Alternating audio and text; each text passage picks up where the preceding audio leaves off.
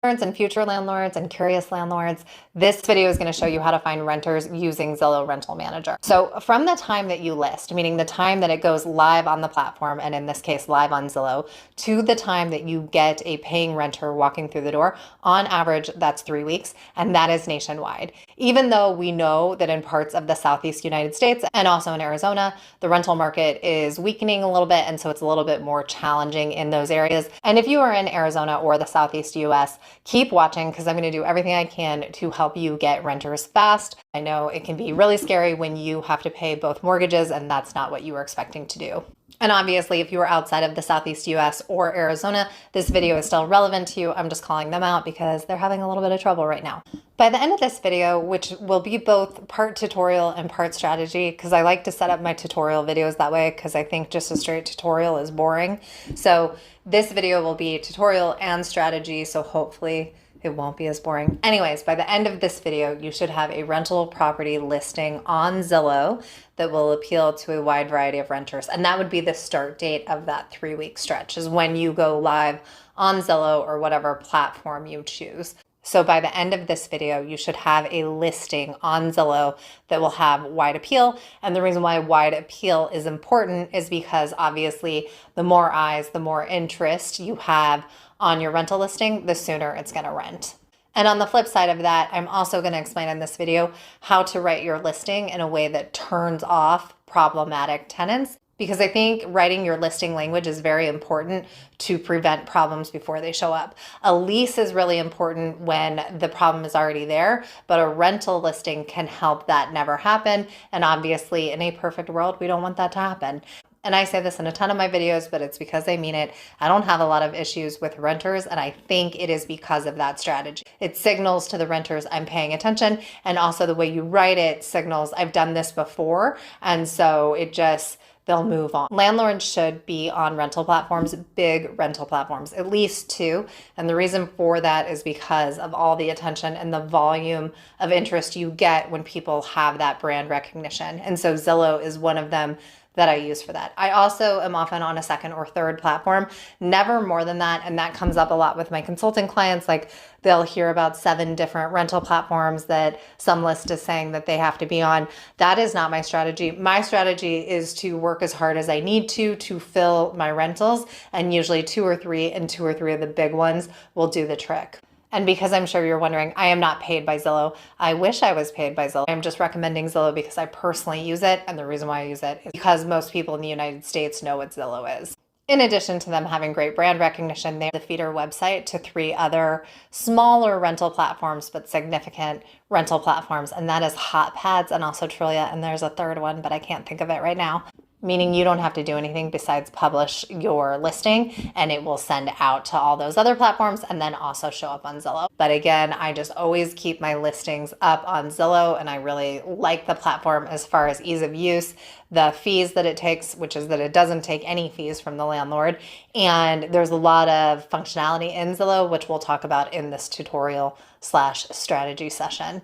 If you have your property listed to sell on Zillow, but it hasn't been going that well, and you are thinking about doing a 2nd Zillow listing, but as a rental, you can't do that. So Zillow will not allow 2 contemporaneous listings, one for sale and one for rent. You have to choose between the 2. And I know that can be tough because again, you may be in a position where you're trying to sell your property, it's not going that well, and so you've decided to go with a listing.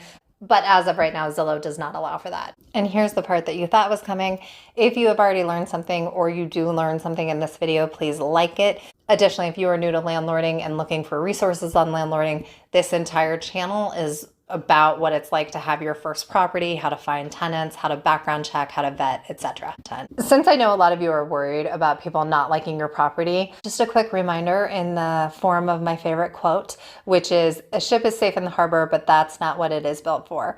So your rental property is safe if you don't list it and if you don't have tenants, but that is not why you have a rental property, and that is not a best use of a property that you already have if you're curious about landlording. And the reason why I'm talking about this is because I took a poll and a lot of people were expressing that they were worried no one would want their place.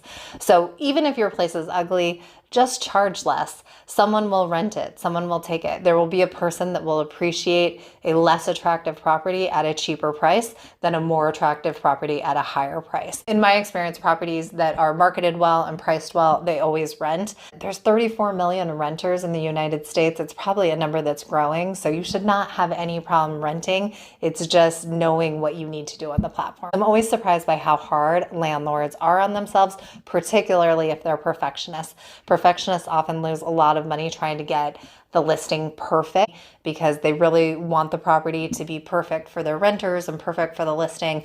And you don't need a perfect property. You need a property that people can find. So again, that's what this video is about. Okay, so getting to this section, you can't edit your address, so just make sure that you're careful and that you get it right on the first time, because once you put it up, you'll have to delete the listing and restart it. You can do Zillow for a house, a condo, an apartment, or a townhouse. You can also do it for an entire apartment community if you own an entire apartment community, which I do not. All right, we're gonna start with property info. You don't need me to walk you through that because you know how to fill that part out. Now we are moving on to the property description. Most people up. So in the meantime, let me tell you what I do with my rental listing. So first, I start by introducing myself. Just a sentence or two, not a lot of details. Certainly nothing that would alienate someone, but also not your life story. I like to just say, hi, I'm Erin, married, got 2 great dogs. Hit me up with questions. That's all you need. Then we are going to move into bullet points, and that's because it's easier for people to read, and we're going to talk about the most important information in those bullet points and nothing else. So the key points that people care about most are property details, location of the property, and the rules that you have for the property. And that's it. You don't want to include anything else. Sometimes you'll see people put in a lot of extra language because they think it's helpful, but really people have a very limited attention span. So you want to be very direct with them about why they want your property, and you want to streamline that information as much as possible. Okay, so now let's do the test. Here's screen 1. Tell yourself what you remember from that screen right now. Here's screen 2. Same amount of time. Tell me what you remember from screen 2. So the security deposit tends to not be an issue in the long-term space, but it can be more of an issue for rentals that are 6 months or less. So if you are thinking about renting furnished, or if you're going to do a shorter lease, sometimes also called a rental agreement if it's not a full year, then the conversation about the deposit can become harder, which is very strange because the deposit is not based on the amount of time that a tenant or a renter spends in your property. The purpose of the deposit is to protect the rental. So the time frame actually doesn't matter, but sometimes renters have a hard time with this. This is less true on Zillow than it would be on Furnished Finder or Booking.com, where the renters wouldn't be coming in with quite the same expectation. You should always get a deposit as a landlord, and that is because it is the best way to protect yourself. It is unlikely that you're probably going to pull an insurance claim because it probably won't be worth it to you if the tenant damages something, particularly if it's furnished again and they damage something like the couch. You're not going to want to pull a claim, have your premium go up for a $400 mattress, but you would still also not like to pay for that $400 mattress. So that's one way that the deposit matters, and that's in a furnished rental, but it also protects the walls. It protects you if they leave early. You can charge against them if you didn't get a 30-day notice. It is also a really good vetting mechanism to make sure that you have a serious renter. So renters that can afford your place can also afford to put down the money for a refundable deposit that is equal to 1 month's rent. And in a long-term rental, a long-term unfurnished rental, that is the standard. I think I'm qualifying this so much because I'm with people that have furnished 1 month, 2 month, 3 month rentals. And in that space, that's a lot different. There's a lot more pushback there, as I mentioned before. So I just want to be really clear. It's not as much of an issue in the long-term rental space, but regardless of your rental model, unless you're doing short-term rentals on Airbnb or long-term rentals on Airbnb, then you don't take a deposit. Everywhere else, you should take a deposit. You should not compromise on the deposit, and it should be equal to 1 month's rent. So here Zillow is pointing out that they have proprietary pricing. I think they just scrape the data of other rentals in the area, but this is definitely a good place to start. So if you were doing a furnished long-term, the pricing is totally different, but for a standard long-term unfurnished, so a classic 1-year lease, no furniture, then usually the Zillow price is totally fine and adequate, and that's where you start when you are pricing your rental.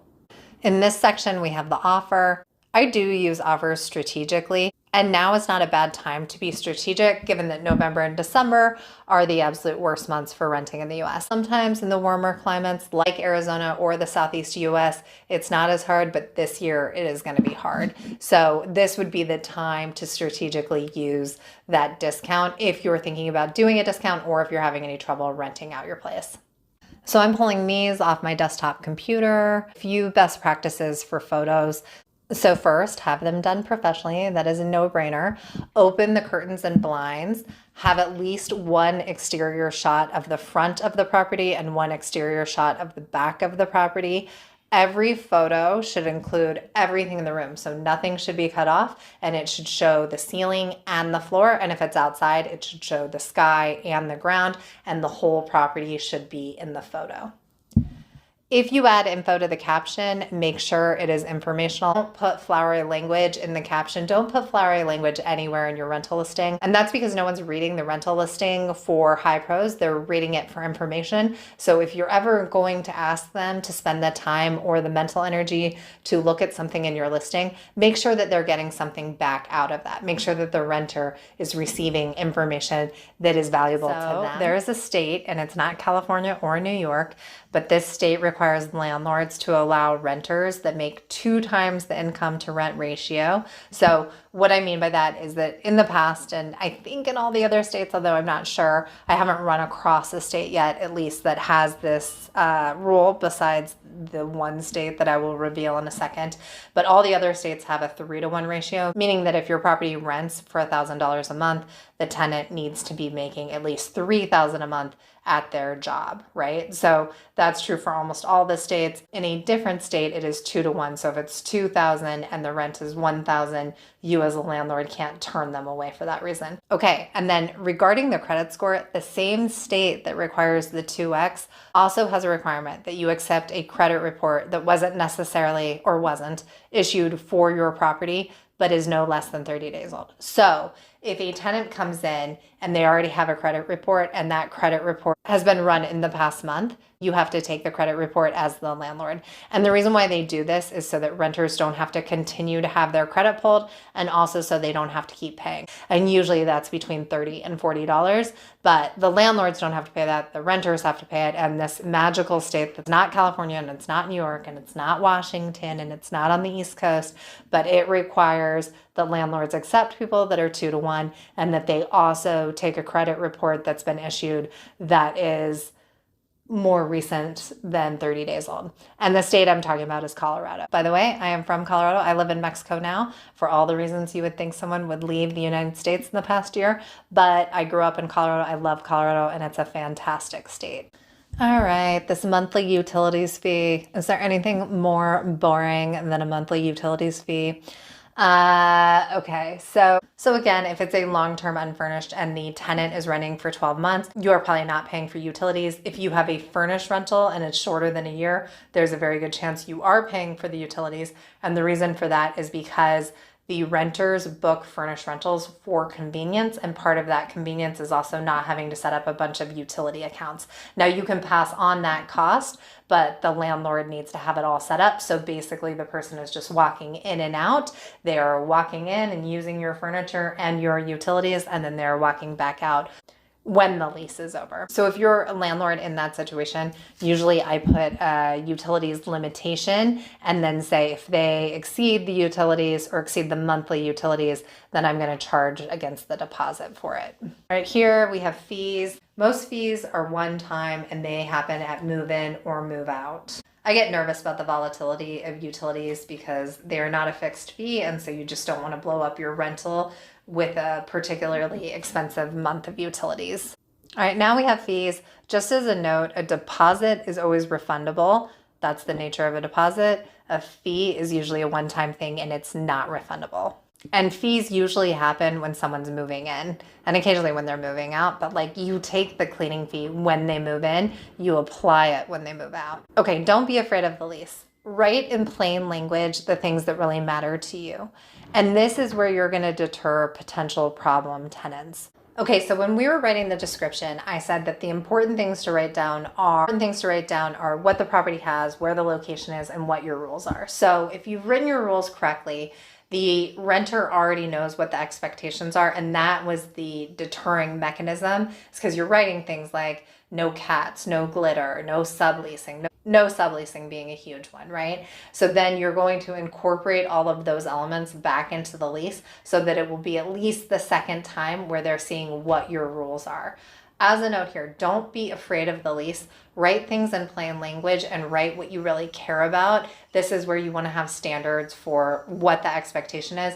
And the lease is your contract with them. So everything's going to come back to this lease if there is a disagreement. And I tend to think that the law favors intent and that we've all kind of been sold that it has to be this crazy legalese, when in reality, if you're just really clear about what the expectation is, that is usually what the courts will hold to. And also it just prevents lawsuits from ever happening because everyone can see what was written into the lease and what was agreed upon in the lease. And again, the rules and the lease are a really good way to show that you are paying attention and you have done this before. Subleasing is a good example of this. Sometimes when a renter comes in and they're very vague and the story isn't adding up, sometimes subleasing is a component of that. So I am and I'm not against subleasing. I don't love subleasing, but I would work with the right tenant on it. The way I protect myself from this is I just say anyone that's renting for 5 or more days consecutively has to be disclosed in the lease, and we have to agree to it before that period starts. That way no one can kind of be sketchy and say they're renting and then someone else shows up. And also sometimes the way you'll see this is people will be like, I'm renting for my sister. And it's like, no, they have to be on the lease. They need to be reaching out to me. I need their full name. I need proof of their government docs, like a license or a passport. I need to know who they are because, again, people that maybe aren't always on the up and up do a lot of subleasing or they have someone else renting for them.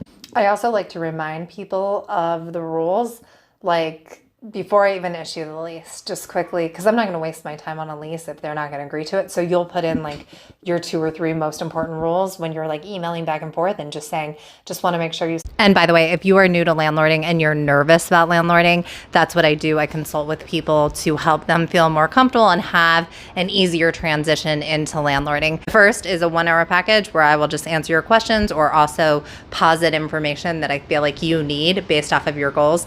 The second is that I'll do a listing build with you. For the listing build, I will build out your account on a platform and we will have 2 calls. First is an intro call and second is a review of how to navigate the platforms and why I made the decisions that I did. And the third package that I offer is the Hold My Hand package, where I will set up your listing across all the different platforms. I will vet and set your first tenant and I will walk you through all the decisions I made. That package has a couple goals. The first is to make you money because often these delays cost you a lot of money. The second is to hold your hand through your first rental so that it runs fairly smoothly. And the third is to make sure that when you are on your own, you know how to do it. Or if you add another rental in the future, you also have confidence about how to set it up. If you want to book any of those packages, you can find links for that in the top comment of this video. Make sure you saw this and that you agree to it. And if you do, no problem. I'm going to start the lease and we'll get to the next steps. I think it's better to proactively ask someone if they're aware of the rules and have them confirm in writing versus pretending like, oops, I didn't know that, asking for forgiveness instead of permission. So I make sure that they know about like the core things that I really care about up front. And a renter that's going to sneak something in, like say a cat or something, they're just going to blow you off at this point. It's not going to feel great, but like a renter that's going to break your rules isn't going to say, oh, I'm not going to respond now because I planned on breaking that rule. You're just not going to hear from them, but you have likely saved yourself from a headache here. Okay, so here you're going to have to verify the property email and the address, and you also have to verify the phone number. I'm not going to do it here because I need to protect my client's anonymity, but you will put it in and then you will get a code and then you'll have to enter it and then you will be verified. Once you're verified, you can then publish your listing. Okay, I don't love this part. This is Zillow trying to add a convenience or adding a convenience. And this reminds me of why you would never put a lease in Airbnb. So there's lots of reasons why you wouldn't put a lease in Airbnb, but one reason why you would not put a lease in Airbnb is because none of your competition is, right? And so you want the process to be as smooth as possible for the potential renter, so they don't have anything that's extra that they need to think about with your property. So if you're on Airbnb and they're looking at 4 properties and the other 3 don't require them to sign a lease or to take a deposit, they're not going to move forward with yours when it's the exception to the rule. And the reason why I'm bringing that up in this section is because in this section, they want you to list when you can show the property, and they're doing it to make it like a smooth experience. So someone can just say, hey, I'm going to come see the property. It's like for the renter, but not really for the landlord, in my opinion. So I will put in like a scheduling component, but I don't care about it. And this is something else that you might want to write into the description. Like the scheduling says we only do Tuesdays from 9 to 10 because Zillow forces us to do that, but just email me and we'll make it work. And the reason why I don't like the automatic scheduling is because if you have a renter there, you may have to tell the renter like, hey, someone's going to come see it. You may have to take time off of work or go to the property to show it to them. Like there's smart locks and stuff, but obviously you're going to want to be there. And there's a lot of ghosting on Zillow and the other platforms. And so if you give them something where it's really easy to set that up, but you haven't like gone back and forth and had a conversation with them about it, then it's more likely that people will sign up for these times and then not show up because something else happens. Like it doesn't mean they're terrible people. It just means that Zillow made it very easy for them to click that box in the calendar and then they decide on that morning they'd rather go have breakfast, right? So I don't prefer that. I really want to go back and forth and talk to them, learn a little bit about their circumstances, like why are they coming into town? Is anyone else coming with them? Are they bringing pets, etc., before I agree to show them the property. All right, contact by phone. No, I hate the phone. I will talk to you via video, but I will not speak to you on the phone. I will have a video conversation with you like this. I don't know, the phone gives me anxiety. I'm Gen X. I feel like it's a Gen X thing. It's probably more of a millennial thing, but I have it. Okay, application and background. Okay, if you need help with this, I'm not going to go through it. There are some ways that the vetting falls through. There are some ways that the vetting is good. There are some aspects of the credit score that I care about more than others. So if you want help with that, reach out. I'm not going to get into it here, just so that the video can continue to move. And also to be transparent because I can't give away everything for free. And if you're really nervous about tenants, I get it, but nothing is ever a sure thing in real estate. And if you're not comfortable with that, like if the risk just makes you too uncomfortable, real estate may not be for you, and that's okay. There's other ways to make income and passive income, but it may just not be real estate. Real estate is pretty good. I think we hear a lot more about rogue, terrible tenants than there actually are rogue, terrible tenants, but you're never going to have like 100% guarantee. Okay, on that note, we are going to conclude this video. If you are interested in Zillow, you are most likely interested in Zillow for a long-term unfurnished rental. If you have a curiosity at all about midterm rentals, so furnished rentals, I've made a video about that. And more importantly, I've made a video about when you would do that versus when you would not do that. And you can find it here. Either way, good luck with your rental. I really have not found it to be as scary as it is portrayed or as hard as it is portrayed. And I think if that's true for me, there's every reason to believe that will be true for you too.